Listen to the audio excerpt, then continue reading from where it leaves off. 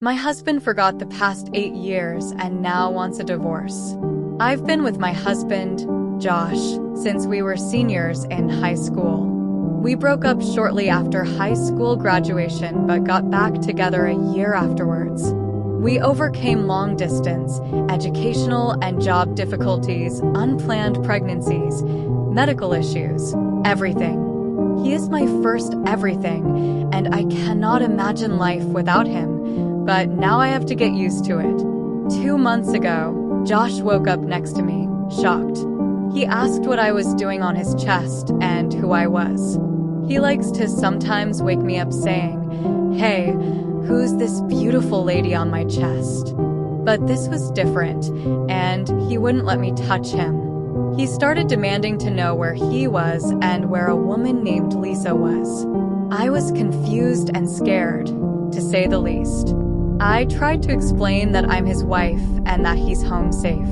Josh yelled that he would have never married me in a million years.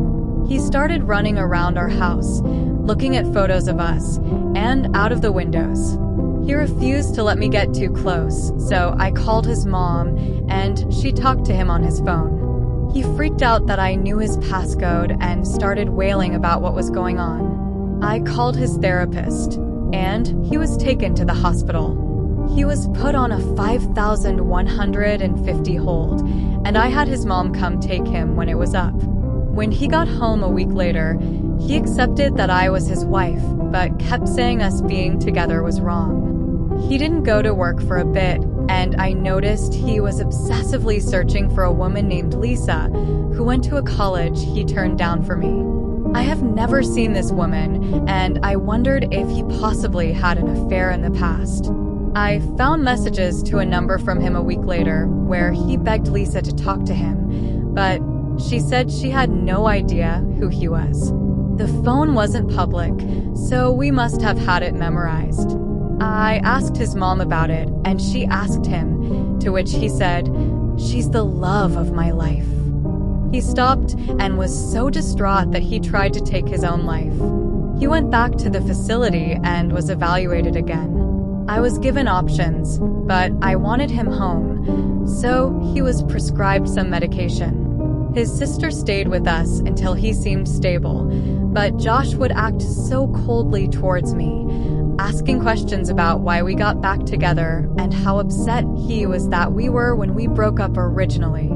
I cursed him out for 3 hours straight, and later found out he had made a move on the girl he told me not to worry about.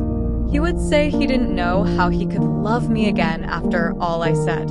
He refused to do chores and would stay out into the night for hours. Over a month ago, he came to me and asked for a divorce. He said when he told me that I should have found someone better after high school and that I should have done that because he can't bring himself to love me. How can I be with someone who is so obviously embarrassed to be with the old me?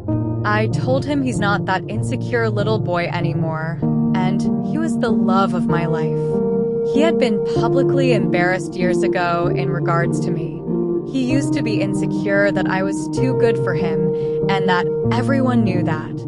My father, after meeting him, told me he was a loser, but I reminded Josh I chose him because I love him. I told him we moved past that, and I thought we were good. He didn't believe me and said he couldn't imagine being happy with me. He left that night and was fine coming to get his things to move in with his sister. He looks at me with nothing but apathy, and it hurts. His sister urged him to try again, and he came back, and I told him I don't want to throw away 10 years together over a mental break.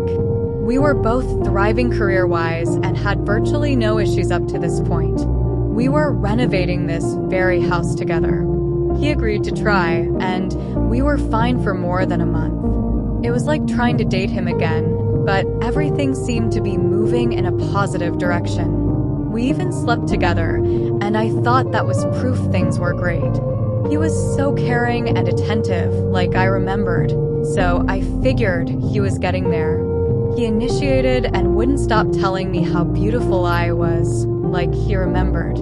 Then, 3 nights ago, something happened. I came home from work to find Josh sitting quietly at the kitchen table, drinking. He never does that. He had been waiting for me, and then slammed divorce papers and his phone onto the table.